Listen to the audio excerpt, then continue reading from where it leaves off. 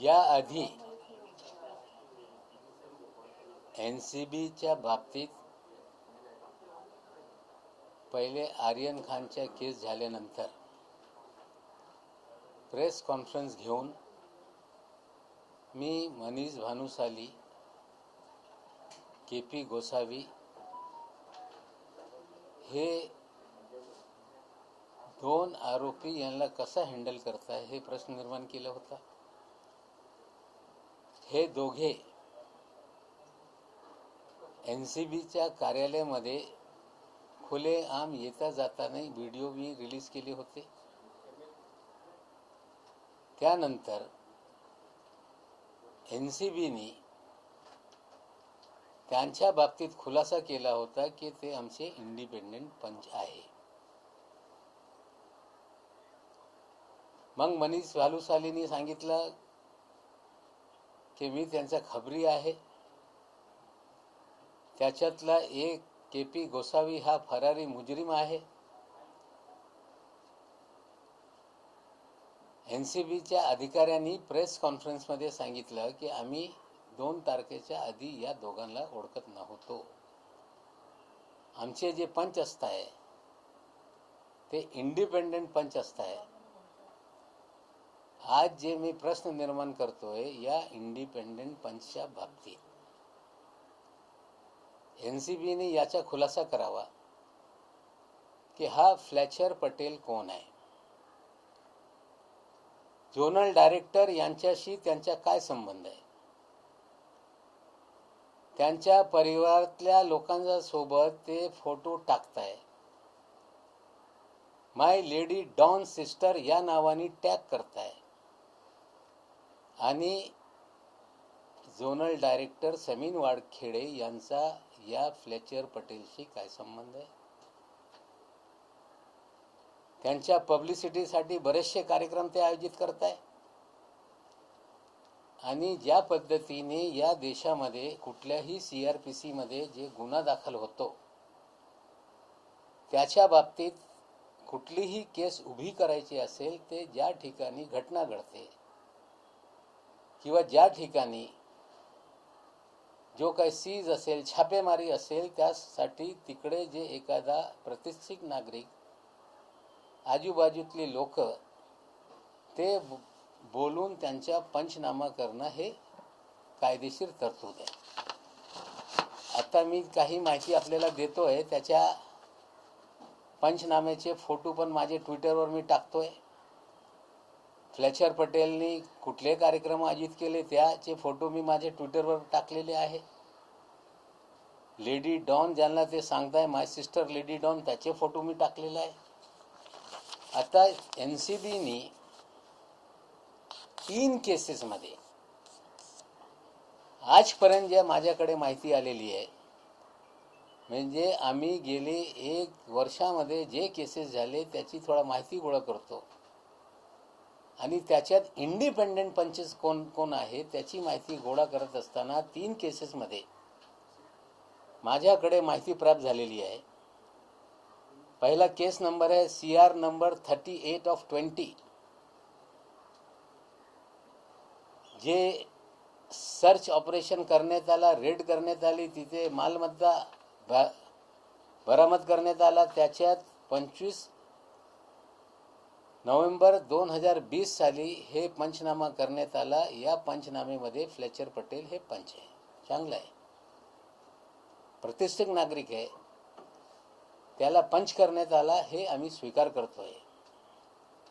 पण पुन्हा एक केस नंबर आहे CR नंबर 16/20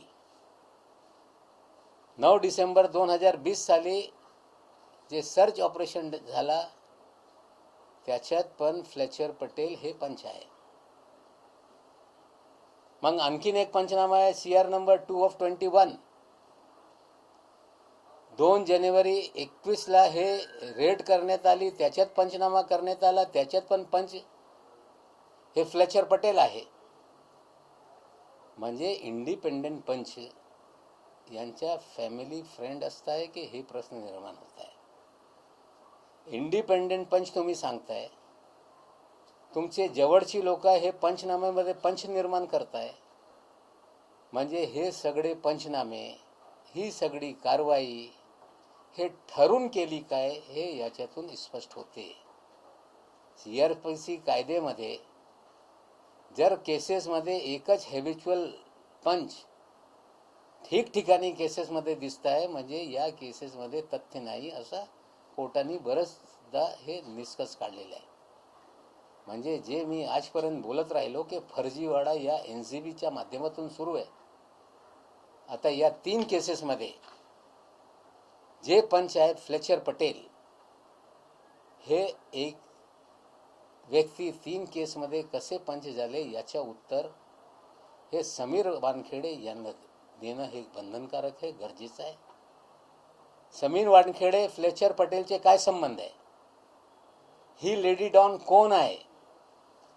फ्लेचर पटेल त्यांच्यासोबत कुठे कुठे जात आहे? कुठला रॅकेट या मुंबईमध्ये सुरू आहे? फ्लेचर पटेल लेडी डॉनच्या सोबत या फिल्म इंडस्ट्रीमध्ये काय दहशत निर्माण करताय? का इंडस्ट्रीमध्ये हे सगळे लोक दहशत निर्माण करून पैसे उकळण्याचं काम करताय काय? हे पण सगळे प्रश्न निर्माण होत आहे. आम्ही आज त्यांना पुन्हा सांगतोय की प्रेस कॉन्फरन्स घ्या. 2 प्रेस कॉन्फरन्स झाल्यानंतर खुलासा ज्ञानेश्वर सिंगजींनी केलेला आहे.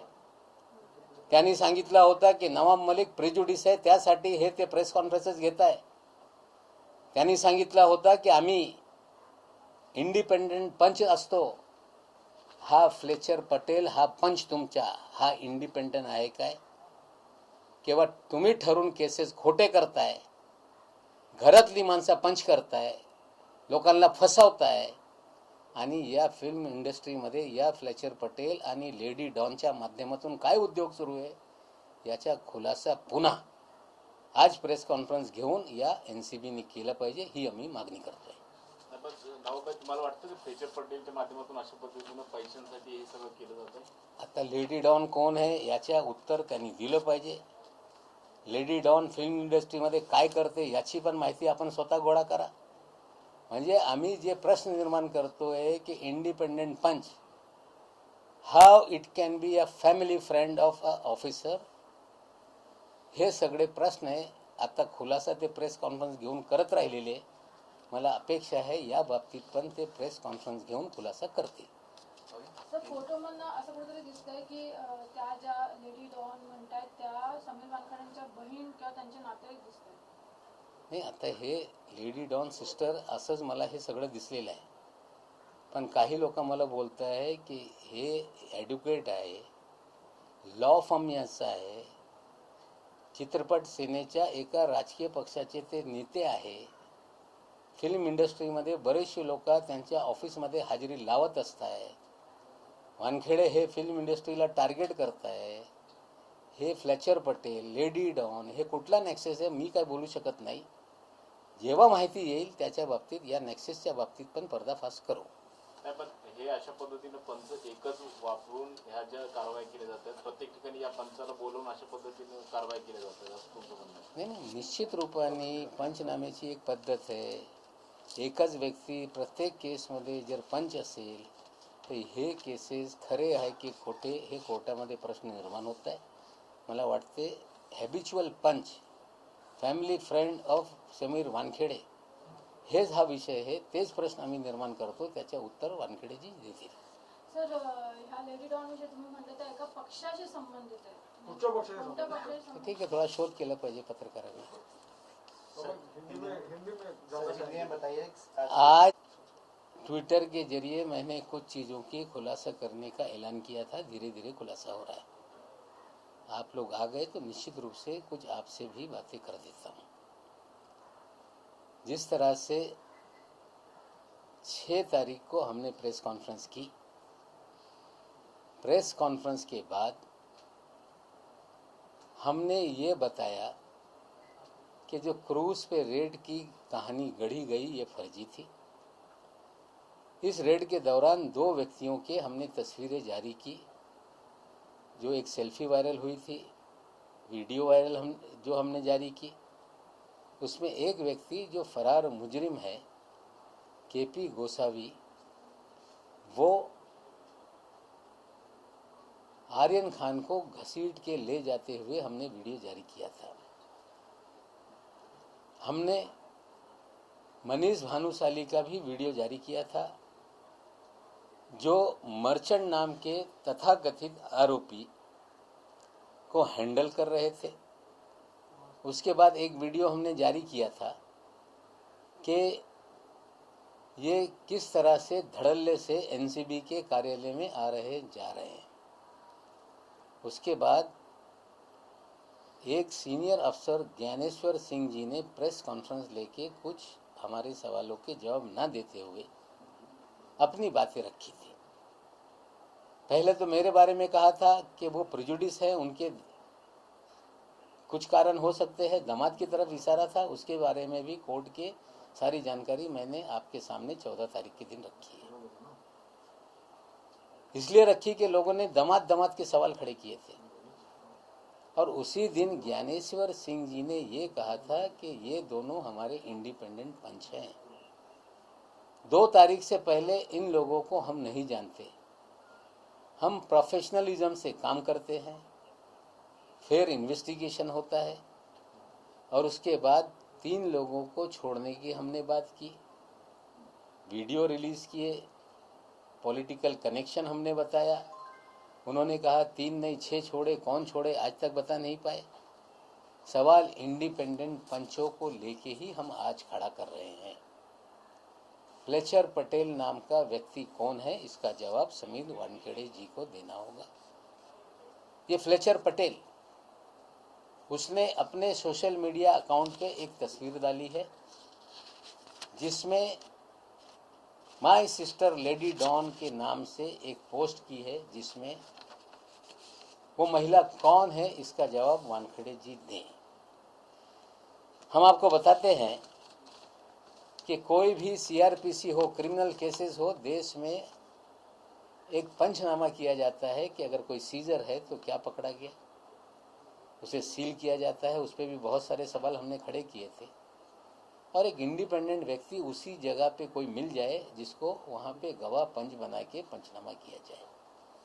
लेकिन ये फ्लेचर पटेल साहब, जो वानखेड़े साहब के करीबी नज़र आते हैं, उनका महिमा मंडल करने में व्यस्त नज़र आते हैं, वे एक महिला के साथ अपने फेसबुक पे लेडी डाउन करके फ़ोटो डालते हैं। आपको बता दें कि एक केस नंबर है CR नंबर 38/20, जिसमें 25/11/2020 में कार्रवाई की गई, दबिश दी गई या छापा मारा गया। उसमें फ्लेचर पटेल ये पंच गवाह करके उस केस में हैं। उसके बाद दूसरा एक केस है CR नंबर 16/20, जो 9/12/2020 को छापेमारी हुई, उसमें भी वो पंच हैं, विटनेस हैं। तीसरा एक मामला है CR नंबर 2/21, 2 जनवरी 21 के दिन छापेमारी की गई, उसमें भी वो विटनेस और पंच हैं। सवाल हम खड़ा कर रहे हैं, क्या किसी अधिकारी के पारिवारिक मित्र का पंच होना ये कितने हद तक सही है? क्या वही व्यक्ति 3 अलग अलग केसों में, जो आज तक हमें पंचनामा प्राप्त हुआ है, हम उस पर और काम कर रहे हैं, वो पंच है, क्या ये कानूनी रूप से सही है? सवाल उठता है कि परिवार का एक दोस्त जो खुलेआम अपने सोशल मीडिया में चीज़ों को डालता है, जो अधिकारी का महिमा मंडल करता है, वो 3 केसेस में पंच है, तो ये सारे केसेस बनाए गए क्या जिस वक्त छापेमारी की गई, क्या उस इलाके में कोई व्यक्ति नहीं था? इंडिपेंडेंट पंच क्यों नहीं मिला? पारिवारिक मित्र को पंच क्यों बनाया गया? ये सारी चीज़ें दर्शाती है कि सारा ये हैबिचुअल पंच इनके अपने हैं। मामले फर्जी बनाए जाते हैं, अपने ही लोगों को विटनेस और पंच बनाया जाता है, और लोगों को, जैसे कि मैंने पहले भी क्लेम किया कि फर्जीवाड़ा एनसीबी के जरिए चल रहा है। 2 प्रेस कॉन्फ्रेंस के बाद एनसीबी ने प्रेस कॉन्फ्रेंस ली आशा करते हैं कि आज भी फ्लेचर पटेल के 3 पंचनामा पारिवारिक संबंध इस पर एनसीबी प्रेस कॉन्फ्रेंस लेके इन सवालों का जवाब देगी। आपने लेडी डॉन का एक जिक्र किया है, क्या एग्जैक्टली रेफरेंस है और किसने ये देखिए, शब्द उन्होंने किया? फ्लेचर पटेल ने अपने जो मैंने अपने ट्विटर पे फोटो डाली है उसमें उन्होंने उल्लेख किया है सिस्टर लेडी डॉन। हमने देखा वकील है वे, एक पॉलिटिकल पार्टी के चित्र पर सेना की वो नेता है। हम पूछना चाहते हैं कि लेडी डॉन कोई नेक्सस चल रहा है क्या फिल्म इंडस्ट्री पे दबाव डालने के लिए? क्या फिल्म वालों को टारगेट किया जा रहा है फ्लेचर पटेल के जरिए नेक्सस करके, कोई दबाव निर्माण करके कुछ चीज़ें चल रही हैं क्या? ये सारे सवाल हैं और हमें लगता है कि प्रोफेशनल एजेंसी प्रोफेशनल तरीके से काम करती है तो ये प्रोफेशनलिज्म का भी प्रोफेशनल तरीके से जवाब देगी, हम आशा करते हैं। फिर एक सवाल पूछूंगा राहुल भाई कि जिस प्रकार से एनसीबी का क्रैकडाउन चल रहा है पूरे फिल्म इंडस्ट्री पे, हमने देखा कि एक्टर हो एक्ट्रेस हो या फिल्म इंडस्ट्री से जुड़े लोग जो है इनके घर पे छापे मारे जाते हैं, उनके घर से 2 ग्राम 5 ग्राम या 3 ग्राम चरस गांजा जो मिलता है वो सीज किया जाता है। देखिए, ये और सारा- अब आप जो बता रहे हैं कि लेडी डॉन जो है जिसका उल्लेख आपने किया है, जिसका जिक्र किया है, वो भी कहीं ना कहीं चित्रपट सेना यानी फिल्म इंडस्ट्री से लिंक है, तो ये पूरा लिंक क्या है? ये देखिए, यही सवाल सारे हैं कि आप 2 ग्राम 4 ग्राम को लेके फिल्म इंडस्ट्री के लोगों को टारगेट करते हैं, सिलेक्टिव लीक की जाती है, परेड लगाई जाती है अभिनेता अभिनेत्रियों की। लेडी डॉन एक पॉलिटिकल पार्टी की चित्रपट सेना की नेता है और मेरी जानकारी है वो आपकी रिश्तेदार है। फ्लेचर पटेल उसे लेडी डॉन कहता है, तो कहीं कोई बड़ा खेल तो इस शहर में नहीं चल रहा है।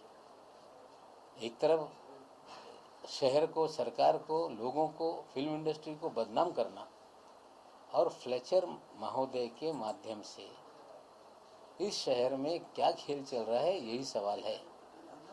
हम बहुत सारी चीज़ें जुटा रहे हैं, जैसे जैसे जानकारी आएगी हम धीरे धीरे चीज़ों को आपके सामने रखेंगे।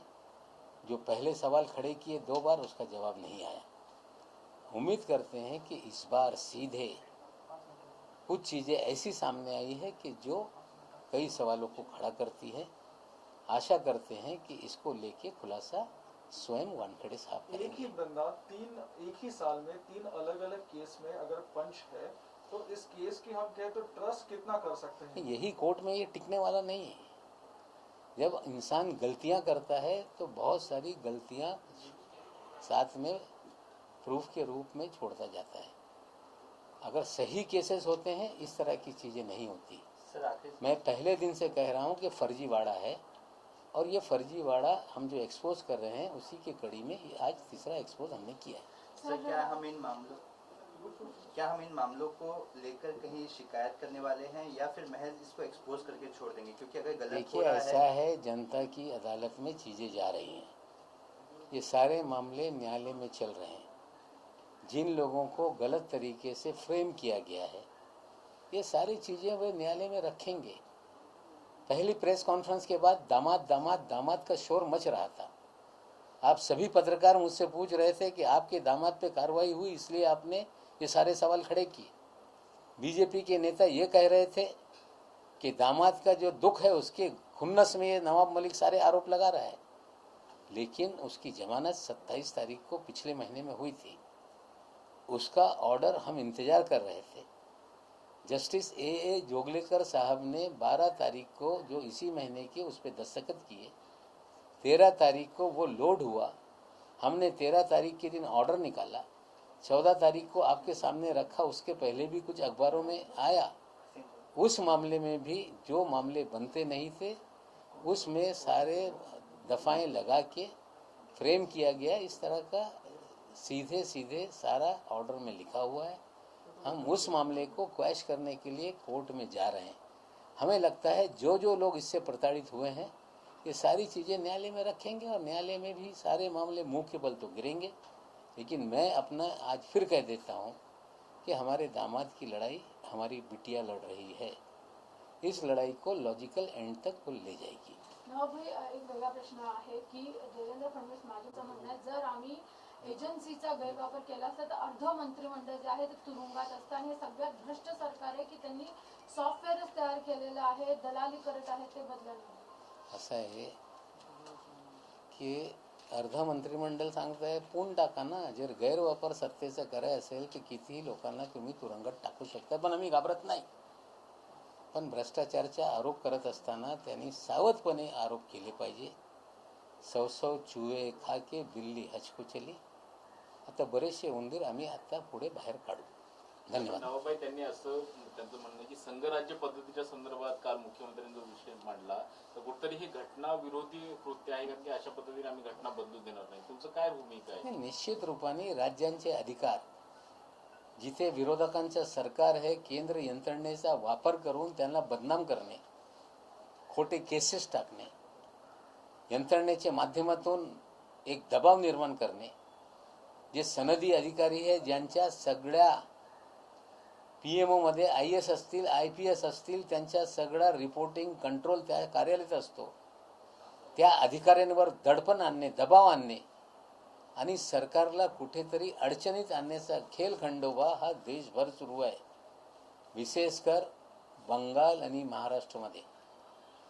काल मुख्यमंत्री महोदयांनी बाल लाल पाल हे वाक्य वापरून सांगितलेलं आहे की जेव्हा देशामध्ये संकट होता, इंग्रजांचा जुलमी सरकार होता, या देशामध्ये जे एक त्याच्या विरोधात उठाव झाला, या 3 राज्यातून हे उठाव झालेला आहे. बंगालच्या जनतेने ते दाखवून दिलेलं आहे. महाराष्ट्राची जनता पण सगळा उघड्या डोळ्यांनी पाहताय, ते दाखवून देतील. आणि पंजाबमधून पण निश्चित रूपाने ही क्रांती जे या 2 राज्यातून निर्माण होते तिथून पण निघेल. आणि ह्या क्रांती जे जुलमी केंद्रीय सरकार आहे, अन्याय ज्या पद्धतीने करते, त्याच्या विरोधात या 3 राज्यातूनच हे पेटणार हे सगळा वनवा. आणि परिवर्तनासाठी जनता हे या लढाईमध्ये आमच्या सोबत येतील, आम्हाला पूर्णपणे अपेक्षा आहे. सर, एकनाथ खडसे यांच्या केसमध्ये देखील एक अपडेट आहे की जी जागा MIDCची सांगितली जात होती ती जागा MIDCची नाही, राज्य सरकारचं कोणताही रेव्हेन्यूचा लॉस झाला नाही असं म्हणत कोर्टाने बेल देखील दिलेला आहे एक जे आरोपी होती त्याला. ह्याला तुम्ही कसं बघता? बघा, असं आहे की खडसे साहेब हे मुख्यमंत्रीच्या शर्यतीत होते. देवेंद्रजी ज्युनियर असताना त्यांना मुख्यमंत्री करण्यात आला. मग कुठेतरी हे वरिष्ठ नेता आहे, त्याला कुठेतरी अडचणीत आणायचा, त्यासाठी बरेचसे काही त्या काळामध्ये राजकारण झालेलं आहे. आणि ही जी केस आहे हे राजकीय हेतूने निर्माण झालेली केस आहे. आम्हाला वाटते न्यायालयामध्ये हळूहळू जे सत्य ते बाहेर येईल. देवेंद्रजींनी खडसे साहेबांच्या बाबतीत जे राजकारण केलं ते राजकीय बळी घेण्यात आला, त्यांच्यावर अन्याय झाला आणि निश्चित रूपाने न्यायालयामध्ये सगळं सिद्ध होईल. फडणवीस यांना असंही म्हटलेलं आहे की मंत्र्यांकडे असे काही सॉफ्टवेअर आहेत, त्यातून कुणाकडून किती वसूल येणार आहे याबाबतची त्यांना माहिती मिळत. ते अनुभवाचे बोलताय, त्यांच्याकडे असले सॉफ्टवेअर असतील, त्यासाठी आपलं जे त्यांनी केलेलं आहे त्यांना वाटत असेल की असंच लोक करत आहे.